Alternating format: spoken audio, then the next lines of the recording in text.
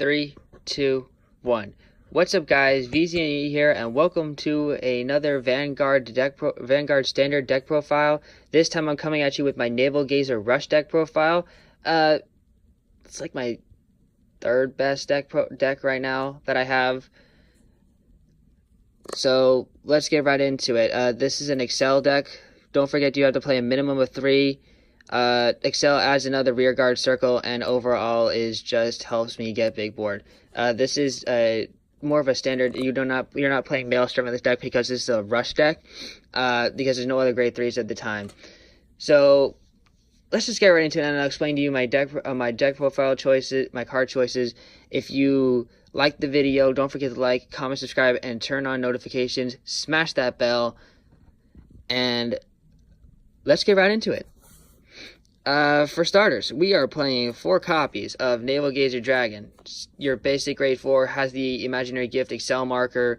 Navalgazer skill, it says when this unit attacks, if it's the third battle of that turn or more, CB1, stand one of your rear guards, and this unit gets plus 10 killing in that battle.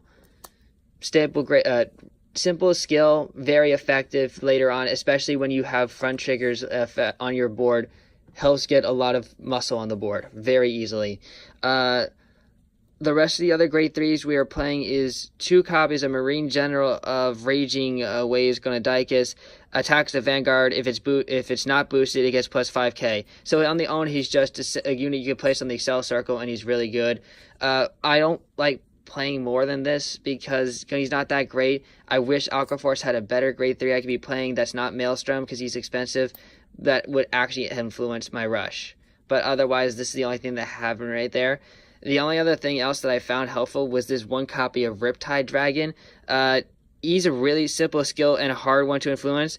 This card can only attack if it's on the 4th turn battle that more, and when it attacks, it gets plus 20k into that turn. So we only play one of it because it's a hard skill to acquire, but when he does acquire it, it becomes really, really powerful. And he does not have the Excel marker, so we do not want to ride this. No ride, no ride. But we play 6 other grade 3s, so it helps. So there's 7 grade 3s in total. Probably a smaller battle, but that helps. Because we play a lot of grade 2s and grade 1s for rush early game. For grade 2s, we have 4 copies of Marine General of Marine General of the Restless Tides Algos. Sorry, it's hard to pronounce this name. When it attacks, if it's the second battle this turn or more, CB1 and Soul Blast 1 is stand one of your rear guards. And this is on Vanguard. And on rear guard, if it attacks, if it's the first battle that turn or more, CB1 and stand this unit.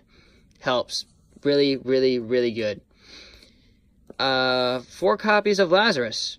Yes, we play 4 copies of Tier Knight Lazarus. Really simple skill, very effective. This card is usually my target for either standing from Navalgazer or Algos, because he said this literally. Lazarus says when it attacks the Vanguard, if it's second by that turn or more, this unit gets placed 3k until the end of that battle, which is just really good because every time he's 11k, 11k, 11k, unless it's the first attack, which is just really good because you usually can just go for 9k first attack, restand and become 11k, restand and become 11k, and it's just keep pressuring the 11ks. It's just so freaking good. If you get the front trigger on this thing, add 3k, continue to add 3k, continue to add 3k. It stacks. Please. And then 4 copies of Storm Rider Basil. Basil here. So Basil could say when it attacks a Vanguard, if 3rd battle that turn or more, CB1, which is counterblast, this unit gets plus 5k to the end of that battle, and if it's the 4th battle that turn or more, it gets plus 10k instead of 5k. So helps make big numbers to help get over rear guards and stuff like that, and forcing them. And on front triggers, this thing is really hard to block. We have 1 more grade 2, and he's only 1 copy. We play Shotgun Salt just to get those numbers for Soul Blast. We don't play more grade 2s. We don't play more copies of him because he's not that great, but he helps me get numbers on the board, and he's just a really okay unit to sell there if I have a lot of soul. That is it for the grade 2s. On to the grade 1s. Now, we have a sad story to say here.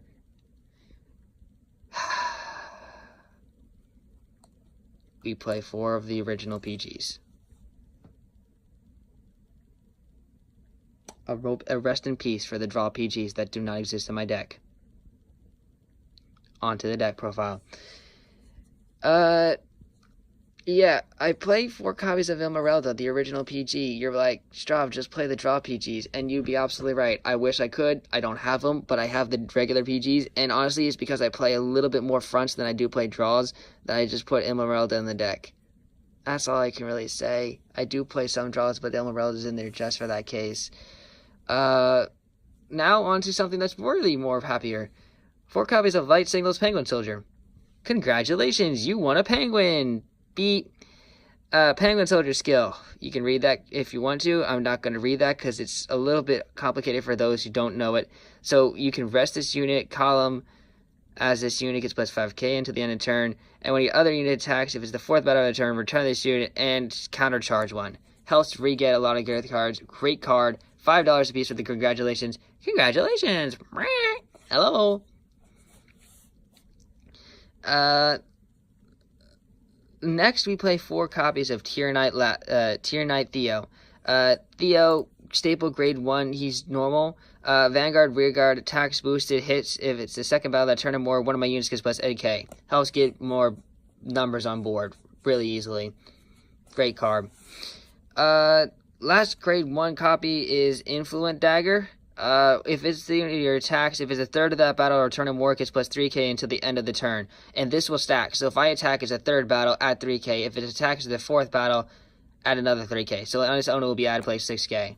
Really good. You only play 1 of it. You don't need more of it because it doesn't intercept. If you play more than that, you just have a lot of grade 1s and you couldn't intercept a lot of the times. That's why Shotguns Assault's in there. But if you want to try more Shotguns Assault, you could take out that Influent. If you want to try more Influent, you take out the 1 Shotgun Assault.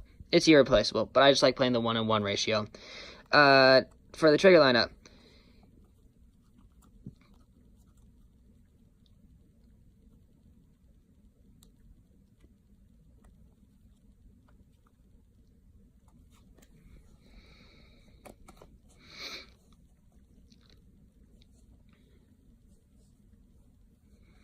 And now we have 4 critical triggers, which is Battleship Intelligence.